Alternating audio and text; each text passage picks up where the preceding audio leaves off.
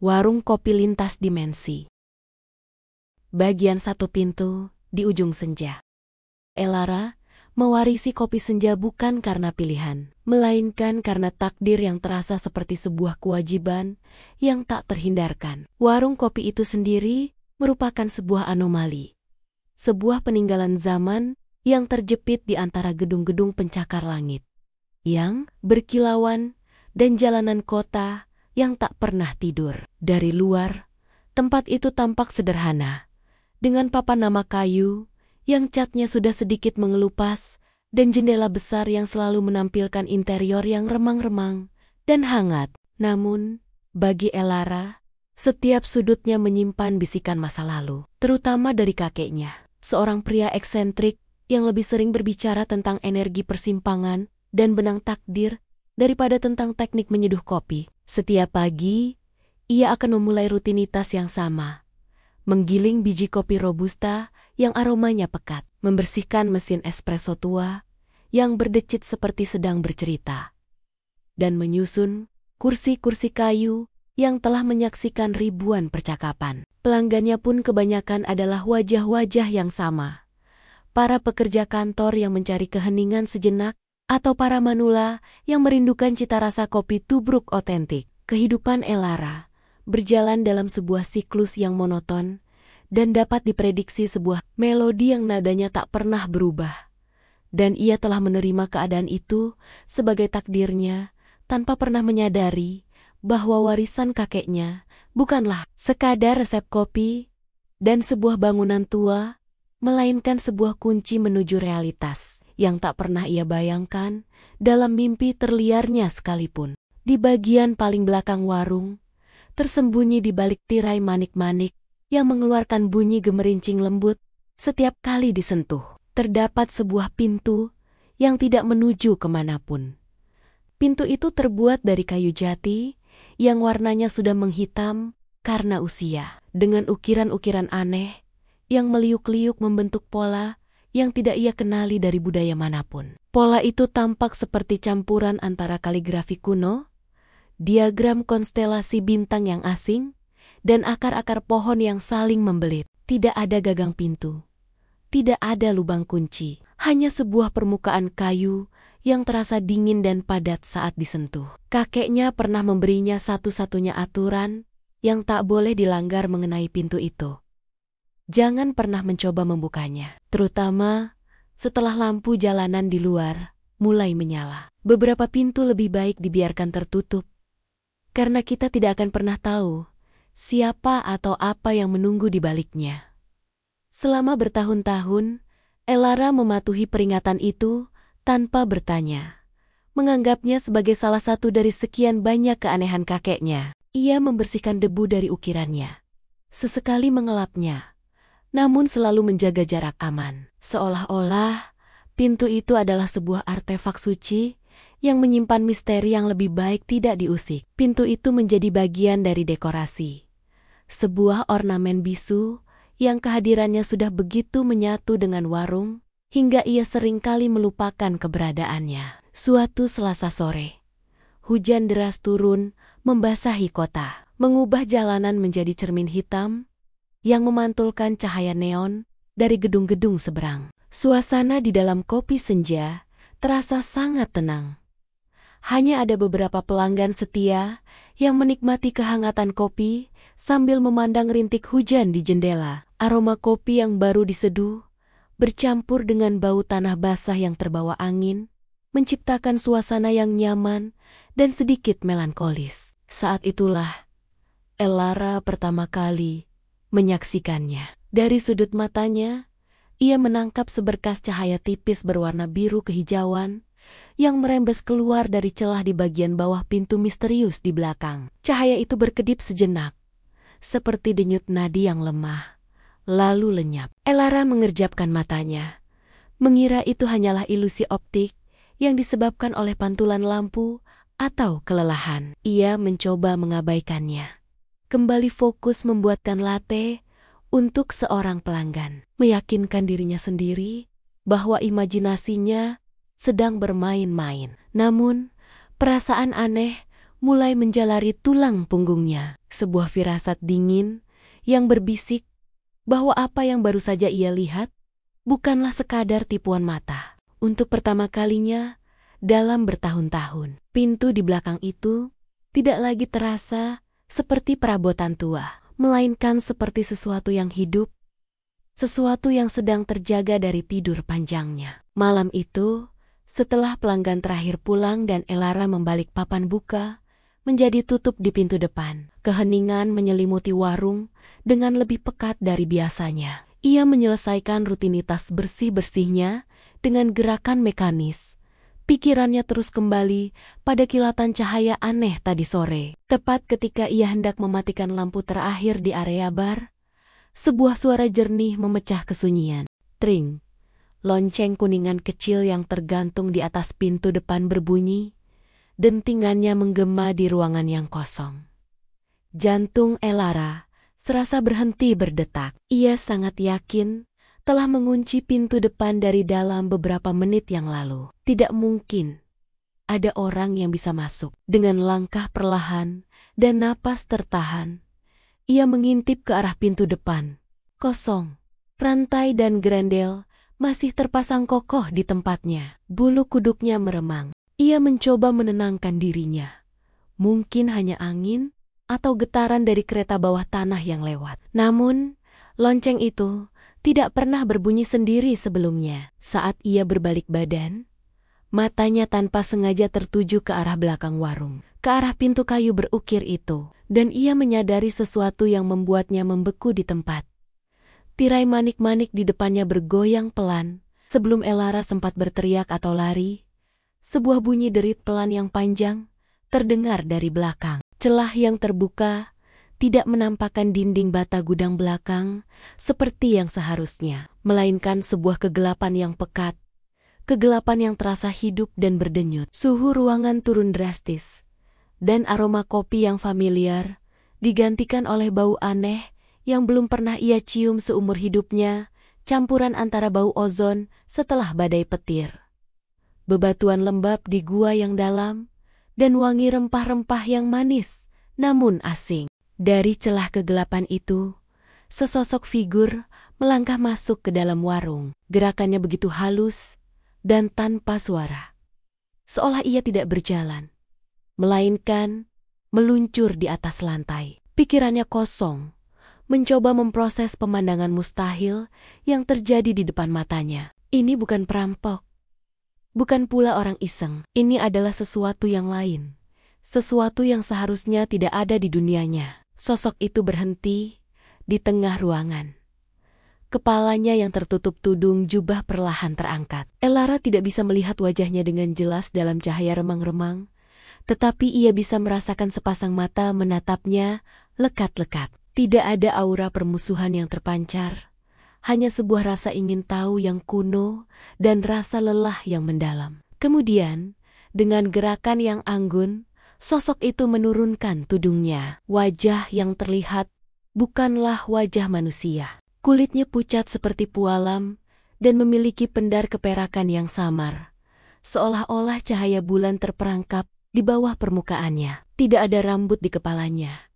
Hanya pola-pola rumit berwarna biru pucat yang bersinar lembut seperti sirkuit elektronik. Namun, yang paling memukau sekaligus menakutkan adalah matanya. Matanya adalah dua pusaran galaksi mini, dipenuhi titik-titik cahaya yang berkelip seperti bintang-bintang jauh, tanpa pupil atau iris yang jelas. Elara menahan napas, terpesona oleh keindahan yang mengerikan itu. Makhluk itu memandang sekeliling warung dengan tatapan penuh kekaguman, seolah ia baru saja memasuki sebuah kuil suci yang penuh dengan keajaiban. Bukan sekadar sebuah kedai kopi sederhana di tengah kota yang ramai. Makhluk itu melangkah mendekati meja bar, gerakannya tetap tanpa suara. Elara secara refleks mundur selangkah, tangannya mencengkeram ujung meja dengan erat. Ia membuka mulutnya untuk berbicara, tetapi tidak ada suara yang keluar. Tiba-tiba,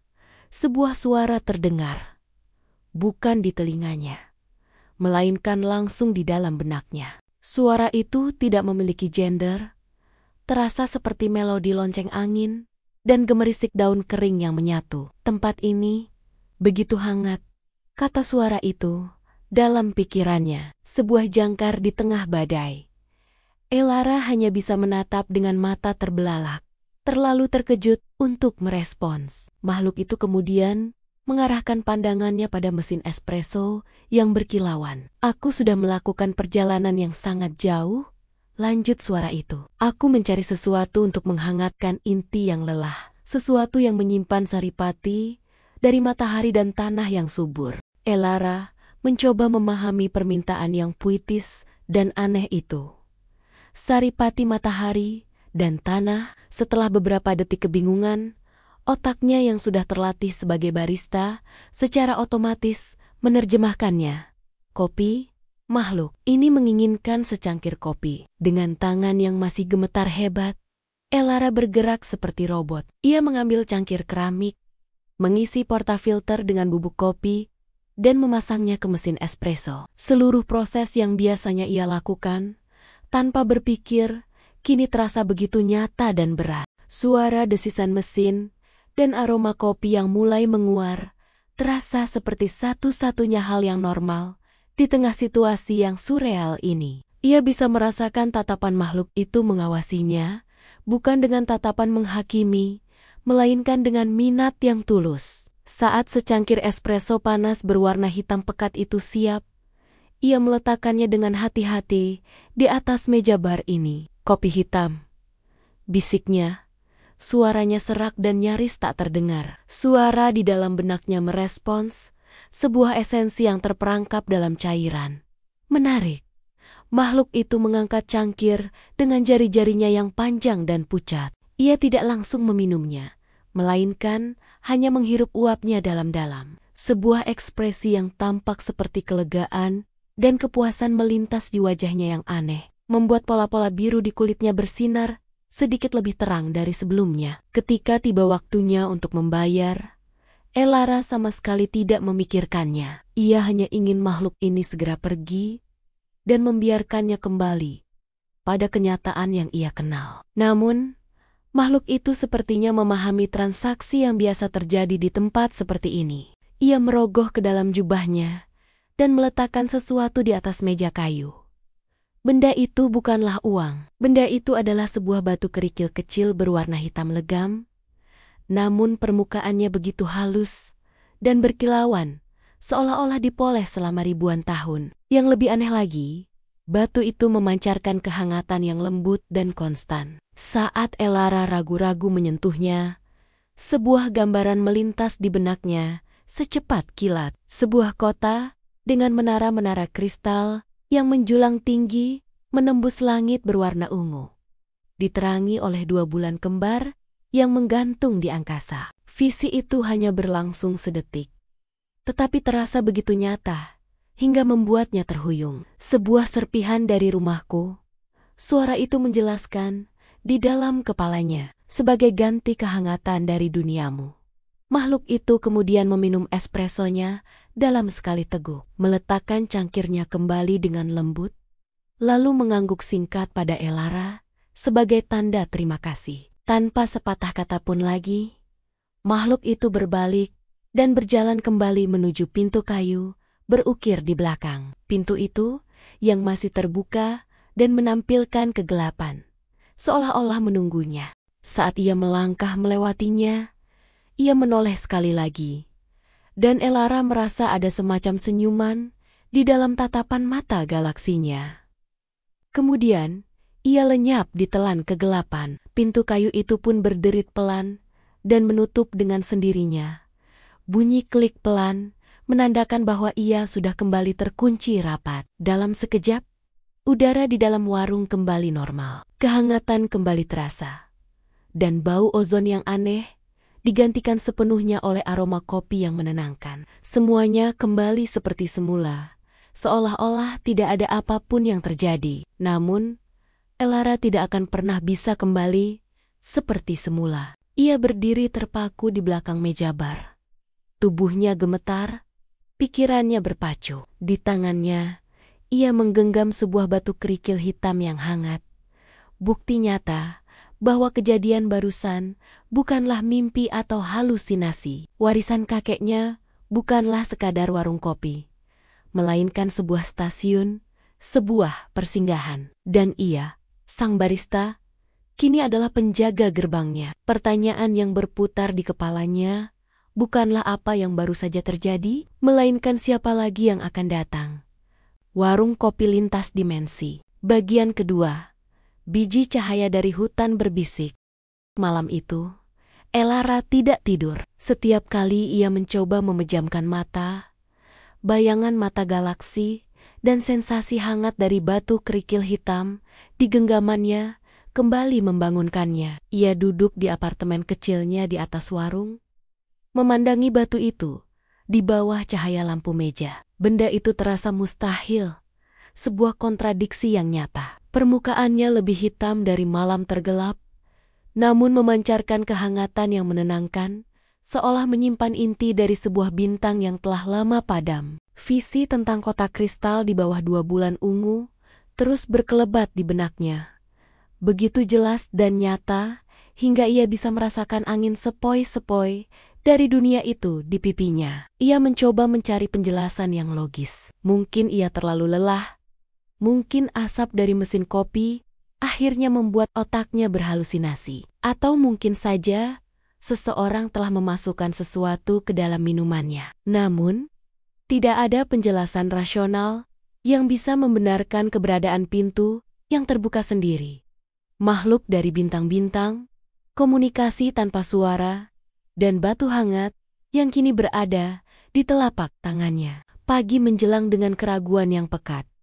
Tetapi satu hal yang pasti, hidupnya yang monoton dan dapat diprediksi telah retak. Dan melalui celah itu, sesuatu yang luar biasa dan menakutkan telah masuk. Keesokan harinya, Elara membuka kopi senja dengan perasaan was-was yang luar biasa. Setiap derit kursi, setiap denting sendok yang jatuh, setiap kali lonceng pintu depan berbunyi, membuatnya tersentak kaget. Ia terus-menerus melirik ke arah tirai manik-manik di belakang.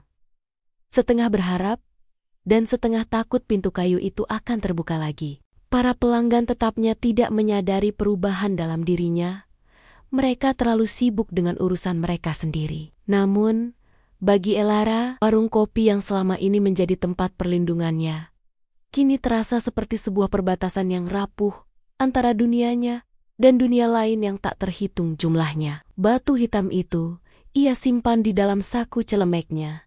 Kehangatannya menjadi pengingat konstan bahwa kejadian semalam bukanlah mimpi. Di tengah kesibukannya melayani pesanan, pikirannya melayang pada kakeknya. Pria tua itu, dengan segala keanehan dan cerita-cerita samar tentang benang takdir, kini tampak seperti seorang nabi yang telah mencoba memberinya peringatan. Elara menyadari betapa sedikitnya ia benar-benar mendengarkan. Ia memutuskan, di sela-sela waktu senggang nanti, ia akan mencari petunjuk, apapun itu, yang mungkin ditinggalkan oleh kakeknya. Siang itu, ketika warung sedang sepi, Elara masuk ke dalam ruang kantor kecil di belakang meja bar, sebuah ruangan yang lebih mirip gudang berisi tumpukan kotak dan buku-buku tua. Disinilah kakeknya menghabiskan sebagian besar waktunya, dikelilingi oleh aroma kertas tua dan tinta. Ia mulai menggeledah laci-laci meja kayu yang reot,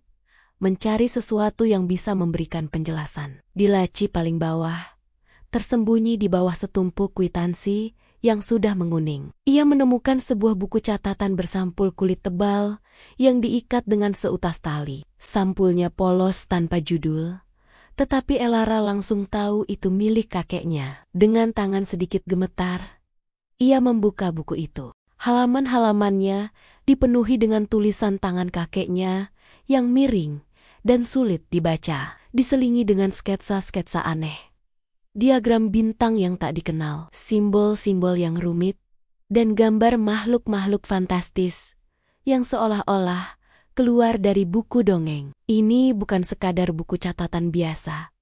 Ini adalah sebuah jurnal, sebuah panduan rahasia tentang kopi senja. Elara duduk dan mulai membaca.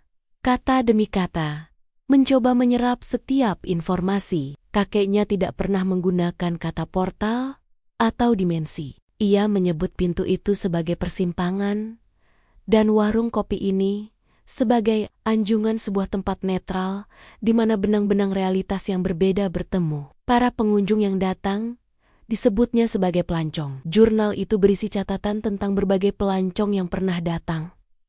Deskripsi tentang penampilan mereka, aroma unik yang mereka bawa, dan yang paling penting, pertukaran yang terjadi. Kakeknya menulis, setiap pelancong datang mencari sesuatu yang hanya ada di dunia ini.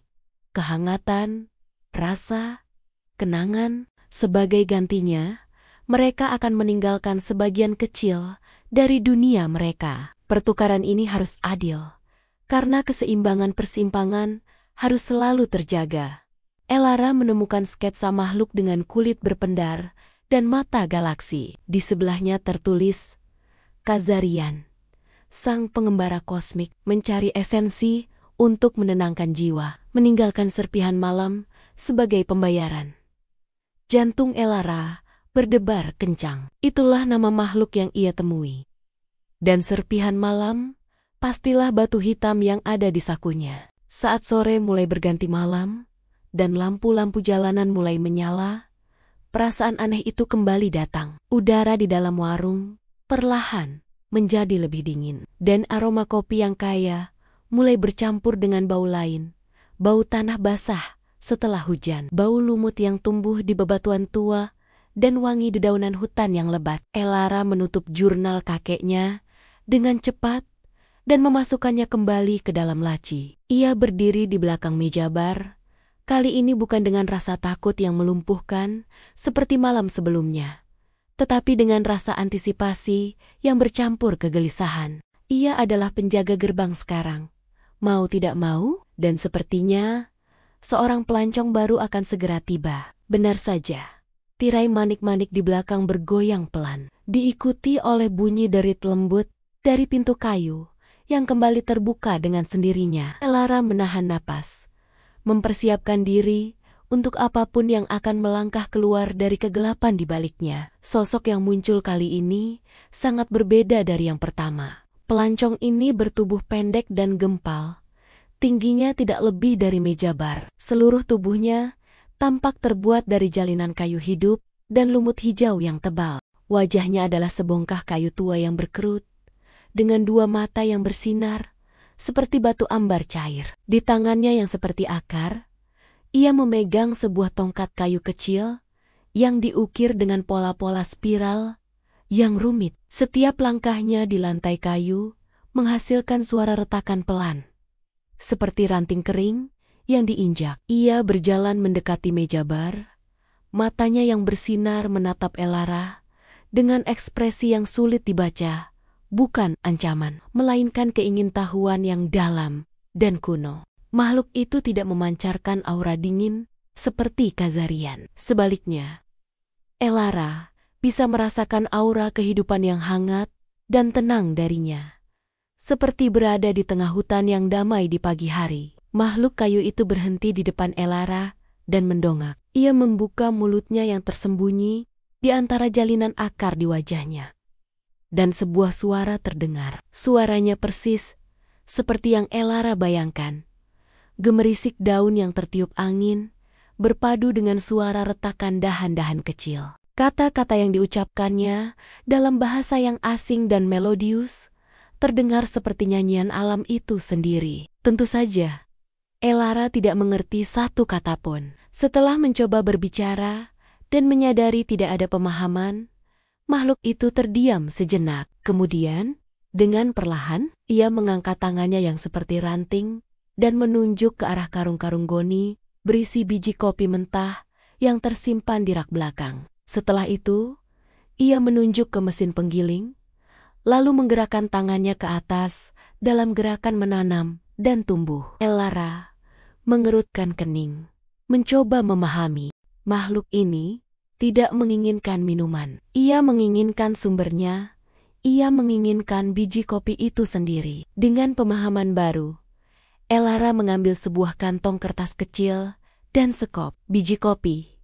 Tanyanya, sambil menunjuk karung itu. Makhluk kayu itu mengangguk dengan antusias, membuat beberapa daun kecil rontok dari tubuhnya. Elara mengisi kantong itu dengan biji kopi robusta hingga penuh, lalu mengikatnya dan meletakkannya di atas meja bar. Kini tiba saatnya untuk pertukaran. Ia teringat tulisan kakeknya tentang keseimbangan.